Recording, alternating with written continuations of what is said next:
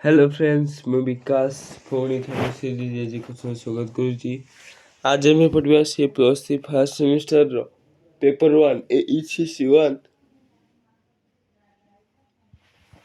ଏନଭାରମେଣ୍ଟିକ୍ study ଯେଉଁଟାକି ପରିବେଶ ବିଜ୍ଞାନ ଓଡ଼ିଆରେ। ଓକେ, ତାର ଆଉ ଏକ ଲଙ୍ଗ କ୍ୱେଶ୍ଚିନ୍ ଦେଖିବା। ବାୟୁ ପ୍ରଦୂଷଣ କିପରି ହୋଇଥାଏ, ଏହାକୁ କିପରି ପ୍ରତିହତ କରିହେବ। ଓକେ, ବାୟୁ ଏକ ମିଶ୍ରଣ। ବାୟୁରେ ଥିବା ତିନୋଟି ମୁଖ୍ୟ ଗ୍ୟାସ୍ ହେଲେ ଅମ୍ଳଜାନ 21%, ଯବକ୍ଷାରଜାନ 78% ଓ ଅଙ୍ଗାରକାମ୍ଳ 0.03%। ଏହା ବ୍ୟତୀତ ଜଳୀୟ ବାଷ୍ପ 0.01% ଏବଂ ଅନ୍ୟ କେତେକ ବିରଳ ଗ୍ୟାସ୍ ମଧ୍ୟ ରହିଥାଏ। ଅମ୍ଳଜାନ ଜୀବଜଗତର ଶ୍ୱାସକ୍ରିୟା ଓ ଦହନ କାର୍ଯ୍ୟରେ ବ୍ୟବହୃତ ହୋଇଥାଏ। ଯବକ୍ଷାରଜାନ ଜୀବଜଗତ ବୃଦ୍ଧିରେ ସାହାଯ୍ୟ କରିଥାଏ ଏବଂ ଅଙ୍ଗାରକାମ୍ଳ ଉଦ୍ଭିଦ ଜଗତରେ ଖାଦ୍ୟ ପ୍ରସ୍ତୁତ କରିଥାଏ। ବାୟୁରେ ଥିବା ଉପଯୁକ୍ତ ବିଭିନ୍ନ ଉପାଦାନ ମାନଙ୍କ ମଧ୍ୟରୁ ଗୋଟିକର ସ୍ଥିତି ବିଚ୍ୟୁତି ଘଟିଲେ ବାୟୁ ପ୍ରଦୂଷିତ ହୋଇଥାଏ।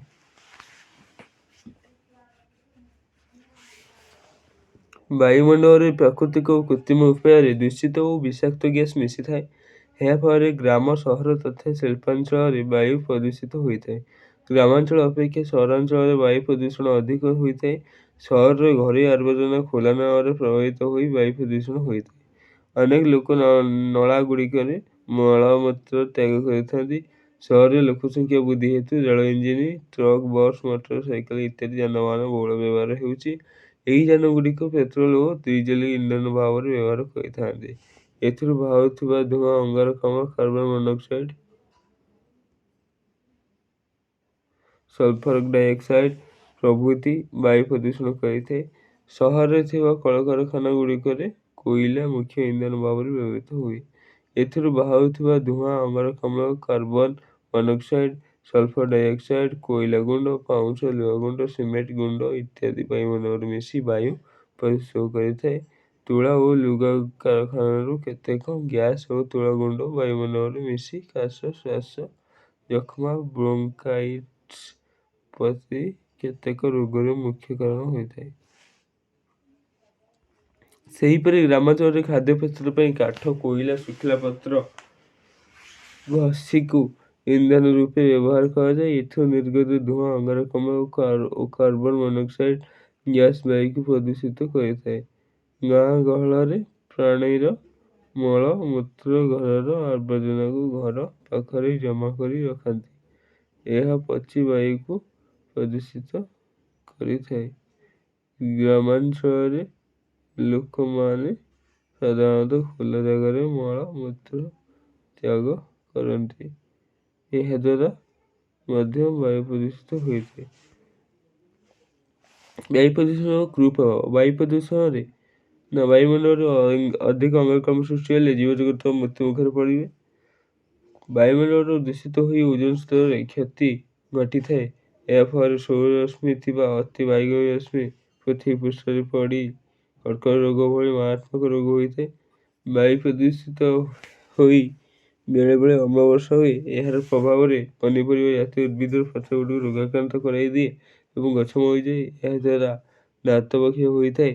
ସୂତା, ଲୁଗା ଓ ସାର କାରଖାନାରୁ ନିର୍ଗତ ଗ୍ୟାସ୍ ଦ୍ୱାରା କାଶ, ଶ୍ୱାସ ଯକ୍ଷ୍ମା, ବ୍ରୋଙ୍କାଇଟିସ୍, ଚକ୍ଷୁ ରୋଗ, ଶ୍ୱାସନଳୀରେ ରୋଗ ହୋଇଥାଏ। ଯାନବାହନ ଇନ୍ଧନର ଅସମ୍ପୂର୍ଣ୍ଣ ଦହନରୁ ନିର୍ଗତ ମନୋକ୍ସାଇଡ୍ ଦ୍ୱାରା ରକ୍ତର ହିମୋଗ୍ଲୋବିନ୍ କାର୍ବୋଟିକ୍ସ ହିମୋଗ୍ଲୋବିନରେ ପରିଣତ ହୁଏ। ଏହା ଫଳରେ ଅମ୍ଳଜାନ ଓ ଅଙ୍ଗାରକାମ୍ଳ ଗ୍ୟାସର ସାଧାରଣ ସନ୍ତୁଳନ ବିବ୍ରତ ଘଟି ହୃଦରୋଗ ହୋଇଥାଏ। ବାୟୁ ପ୍ରଦୂଷଣ ପ୍ରତିରୋଧ ବ୍ୟବସ୍ଥା। ମଣିଷ ସମାଜ ବାୟୁ ପ୍ରଦୂଷଣର ପ୍ରଧାନ କାରଣ ହୋଇଥିବାରୁ ସର୍ବପ୍ରଥମେ ଲୋକମାନଙ୍କ ମଧ୍ୟରେ ବାୟୁ ପ୍ରଦୂଷଣ ସମ୍ବନ୍ଧରେ ସଚେତନତା ସୃଷ୍ଟି କରିବା ଉଚିତ। ଜଙ୍ଗଲ ନଷ୍ଟ ନ କରି ସବୁଆଡ଼େ ଯୋଜନାବଦ୍ଧ ଭାବରେ ଅଧିକ ବୃକ୍ଷରୋପଣ କରିବା ଉଚିତ।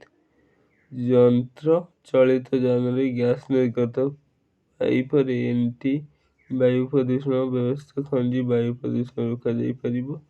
ଜୀବାଶ୍ମ ଇନ୍ଧନ ବ୍ୟବହାର କରୁଥିବା ଶିଳ୍ପ କାରଖାନା ଗୁଡ଼ିକରେ ଅଧିକ ଉଚ୍ଚ କ୍ଷମତା ବିଶିଷ୍ଟ ଚିମିନି ବ୍ୟବହାର କରିବା ଉଚିତ।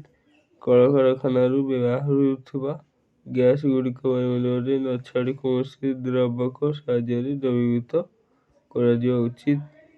ଘରେ ରୋଷେଇ କରିବା ବେଳେ ଉନ୍ନତ ମାନର ଚୁଲା ବ୍ୟବହାର କରି ବାୟୁମଣ୍ଡଳକୁ ଅଧିକ ଧୂଆଁ ନ ଛାଡ଼ିବାର ବ୍ୟବସ୍ଥା ହେବା ଉଚିତ। ଆବର୍ଜନା ସବୁ ଖୋଲାରେ ନ ରଖି କିମ୍ବା ନାଳରେ ନ ପକାଇବା ମାଟି ତଳେ ପୋତିଯିବା ଉଚିତ। ଏ ଥିଲା ଏଇ ପରିବେଶ ଉପରେ ଲଙ୍ଘ କୋଶ୍ଚିନ୍। ଓକେ, ବାୟୁ ପ୍ରଦୂଷଣର। ଜୟ ଜଗନ୍ନାଥ।